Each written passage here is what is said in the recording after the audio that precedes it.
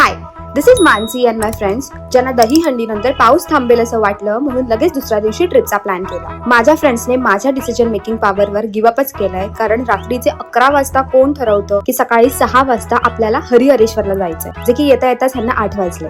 मी फुल on जोशात होते, कारण प्लॅन आणि पावसाचं समीकरण खूप छान जुळून आलेलं. पण ज्या प्रकारे यांनी 2 तासाची साखर झोप काढून यांनी न झोपता गाडी चालवून ब्रेकफास्ट मध्ये कुरकुरे आणि अर्धाच प्रवास झालाय म्हणत आरामात मिसळ पाव आणि कांदा भजी खाल्ली. कोकणचे रस्ते म्हटल्यावर फायनली छान हिरवळ दिसली, आणि हे सुद्धा. As soon as we enter Shrivardhan, मला दिन में कोझी और रात में भयानक वाले रस्ते आणि छोटे छोटे वॉटरफॉल्स दिसले. आणि नेमकं पुढे जाऊन एका काकूंची गाडी रिव्हर्स जाऊ लागली, म्हणून माझा डिअर फ्रेंड त्यांची हेल्प करायला गेला. एनिवेज, यांचं प्रेम प्रकरण संपवून आम्ही फायनली बोंबलत हरिहरेश्वरला पोहोचलो. समुद्र बघून माझ्यातला सो कॉल्ड इनर चाइल्ड नाचायला लागला आणि मी लगेचच गाडीतून उतरली. आत्ताच माझ्या सोबत असलेले फ्रेंड्स अचानक पत्र्यावर गेले म्हणत डोंगर का पाणी खेळत फायनली आम्ही मंदिरात गेलो. मला आणि माझ्या मित्रांना अक्कल दे असं देवाला सांगून मंदिराच्या परिसरात ढिगभर फोटोज काढून finally we went to sea समुद्र.